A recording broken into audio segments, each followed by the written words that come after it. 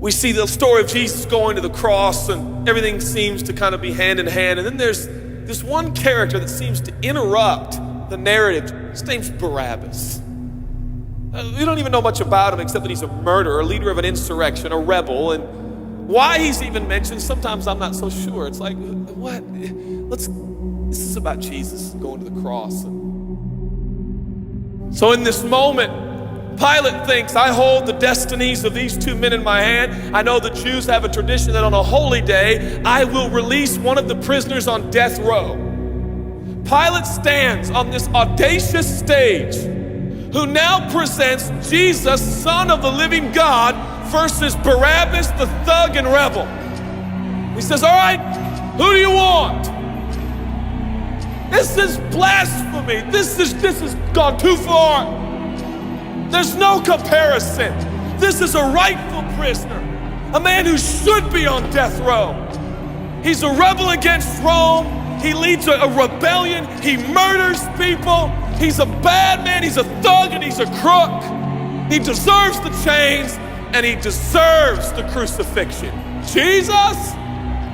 What has he done but heal, restore, deliver, set free, open blind eyes, open deaf ears, heal the lame and the leper? What has Jesus done? Who do you want? We want Barabbas. Yeah, give us Barabbas.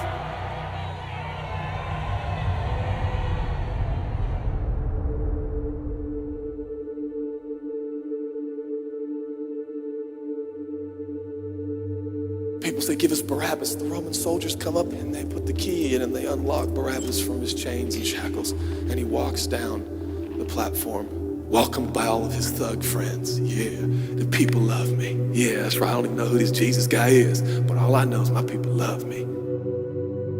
There seems to be no conscience in Barabbas. There's no record of him turning to Jesus and saying, I owe you everything now, for you have set me free. No, I don't see any of that in Barabbas. And God knew that. Jesus stood there, silent, for he knew the will of the Father. He said, it's fine, Father. Let him have Barabbas. For Jesus knew that the Father would have to treat Jesus like Barabbas so he could treat Barabbas like Jesus. Barabbas thought it was the people that set him free. No. It was the love of the Heavenly Father.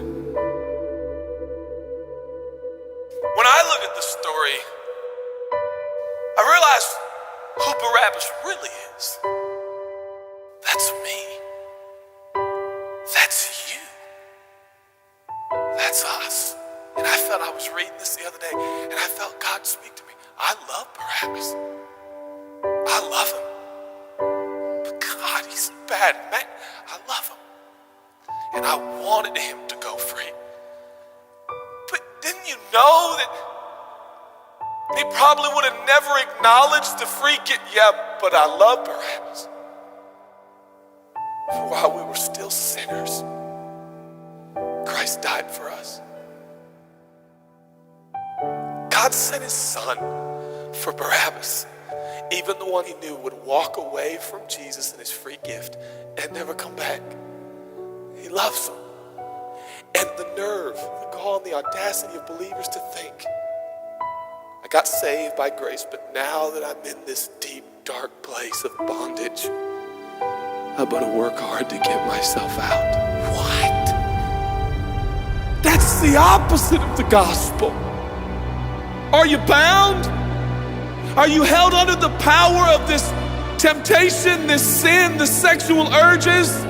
Do you feel like it's controlling you? What are you gonna do? I'm gonna shake myself free. Stop it! No, you won't! You're no match for the powers of hell and the urges of sin and sexual temptation. You will not overcome it, and you will never overcome it. You'll just be another statistic. There's no answer within yourself. Your own marriage, your own goodness, your own discipline, your own devotion will not save your marriage and will not save your kids. There's only one, and he's the one that took your place.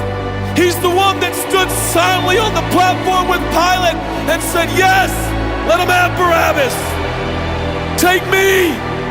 How many times have I stood on that platform with Pilate and Jesus, and I'm the Barabbas, and they start to take my chains off, and I say, no, no, I deserve this.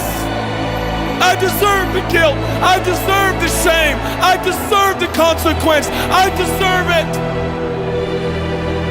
Jesus seems to look at me and say, no, son, let me have it. Let me have your sin. Let me have your pain. No, God, I did it to myself. I deserve it. My marriage won't make it. This is what I deserve. I deserve divorce. I deserve poverty. I deserve sickness. I deserve it all. No!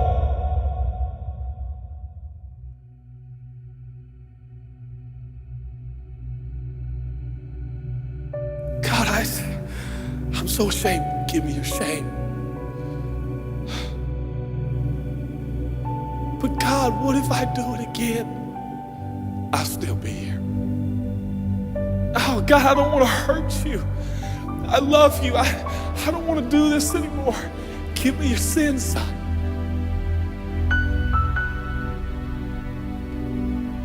This is all we got. It's all I got. It's all you got. We can play games. We can play church games. We can pretend like some people are better than others and that's why they're blessed, or we can all come to the honest conclusion that it's God. And it's God alone. The greatest challenge is not your discipline, your devotion, your focus. Your greatest challenge is believing the gospel. Could it be that there's a God with a love so scandalous, so wide, so deep, so vast, so high, so expansive, so welcoming, so inclusive? Let me have your sin, son. Okay. And I give him my sin. And I stand in this empty space of forgiveness and acceptance while Jesus walks off to the cross that I deserve.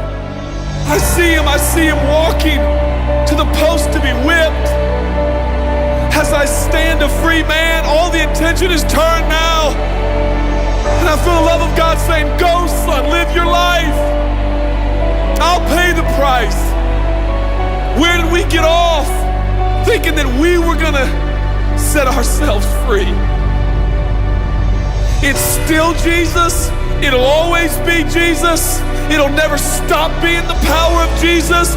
If his blood is sufficient for your salvation, his blood is sufficient to sustain you through every challenge and every sin and every temptation. Jesus is enough.